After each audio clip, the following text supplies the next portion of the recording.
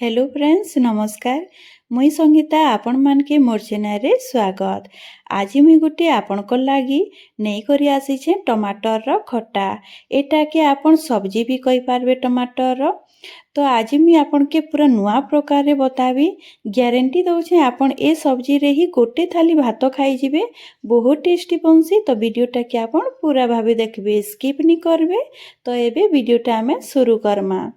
टमाटर चटपटा रेसिपी लगी मुई इने नहीं छे 600 ग्राम रो टमाटर मीडियम साइज अच्छे ताके भल करी सफा कर दे छे। आपन टमाटर क्वांटिटी कम बेसी करि पारबे। आ मुई इने गोटे टमाटर के 4 फाल करी करी काटी दउ छे। आ सब काटी दउ छे इने।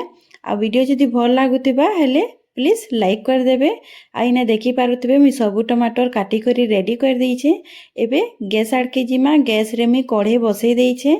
कढ़ाई रे मुई 1 गिलास पानी ऐड करू छे। पानी के मुई हाई फ्लेम रे मुई फुटबार लगी देबी। तो इने देखि पारुथिबे पानी हमर गरम हो जाई छे। एबे हमें टमाटर के ऐड कर देमा। आ इने देमा हमें नून आपन टिके कम ही नहीं थिबे काजे कि हमें पछे भी यूज करमा। तो इने नून दे कर मुई मिसई दउ छे। मिसई सारला बाद हमें एबे कवर कर देमा। आ मीडियम टू हाई फ्लेम रे हमें 5 रु 6 मिनिट ताके सिझबार लगी देमा।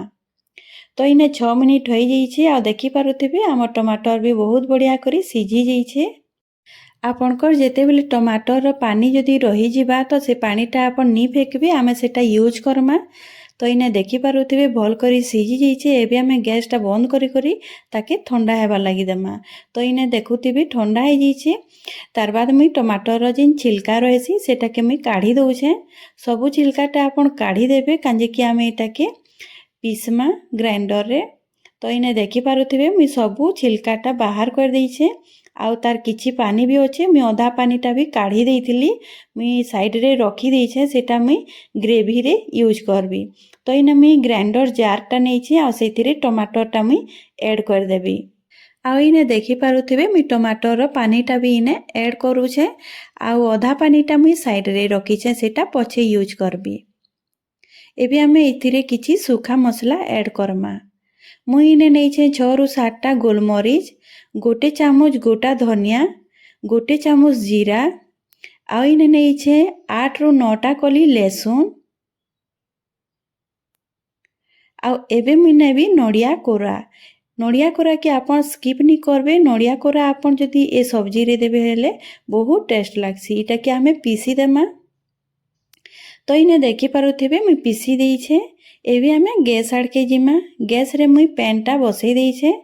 पैन रे मुई 2 रु 4 चामच मुई सरसो तेल ऐड करबी। सरसो तेल भल करी गरम हैला बाद मुई ने पचफुटन ऐड करबी। पचफुटन भल करी भाजी हैला बाद मुई ने 2टा कच्चा लंका नै छे, 2टा सुखा लंका नै छे। आउ एबे नै छे भुसंग पत्र।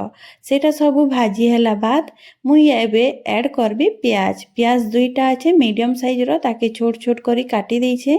आउ एबे मुई प्याजटा के हल्का लाल हेबार जाय भाजी देबी, बेसी लाल नहीं करबे। आउ गैस रो आंचटा के आपन मीडियम ही रखी देबे, हाई फ्लेम रे नहीं भाजबे।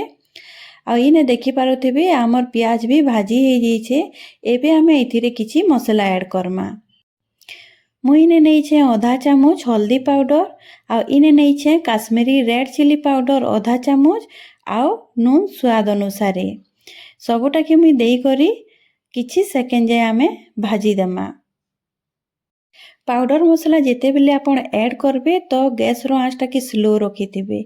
आ इने भाजी हैला बाद मुई जिन पेस्ट बनैथिला टमाटर से पेस्टटा के मुई इने ऐड कर दउ छे। आउ ग्राइंडर जार रे मुई जिन साइड रे रखी थिली आमे जिन टमाटर सिझेइथिला पानीटा सेटा ऐड करी करी मुई इथि ऐड कर देई छे। आउ मिसई दउ छे। आपण सादा पानी इने यूज नहीं करबे जेते बेल जे हमर मसला रे कसी नहीं हेबा हमर टमाटरटा। तो इने मुई देखुथिबे टमाटर के भल करी भाजी दउ छे। टमाटर 1 रु 2 मिनिट भाजी हैला बाद मुई इने पानीटा ऐड करबी। आधा ग्लास पानी अच्छे। आ टमाटर सिझा पानीटा मुई सेटा साइड रे रखी थिली, सेही पानीटा ही मुई इने ऐड करी छे। जदि आपन को टमाटर सिझा पानी जदि नी थिबा तो सादा पानी आपन यूज करी पारबे। आ आपन के जतकी ग्रेवी दरकार आपन हेते पानी यूज करबे। तो मुई इने आधा ग्लास पानी ऐड करी ताकि टिके फुटबार लगी देवी आ गोटे उबाल आसला बाद मुई इने गोटे आमूल दउछे आपन आमूल जगह रे आपन तेतेल भी नहीं पारबे।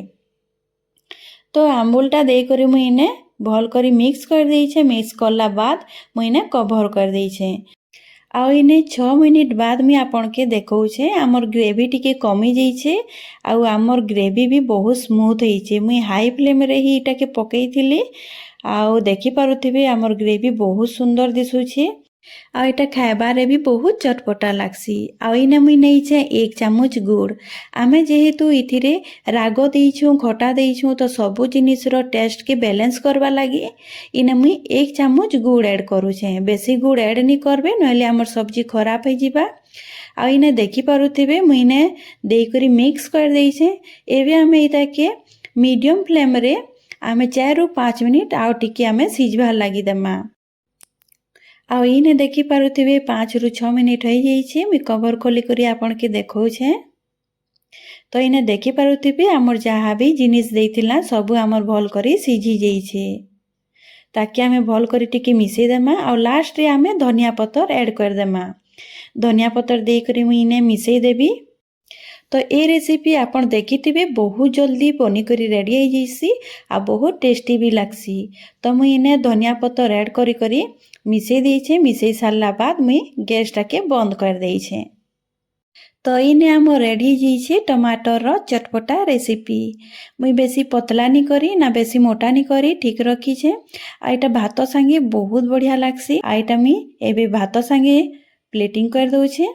आपन इताके गरम गरम भात संगे खाओत कि रोटी संगे खाओत या तो आपन इडली डोसा संगे खाई पारबे बहुत टेस्टी लागसी बहुत चटपटा लागसी।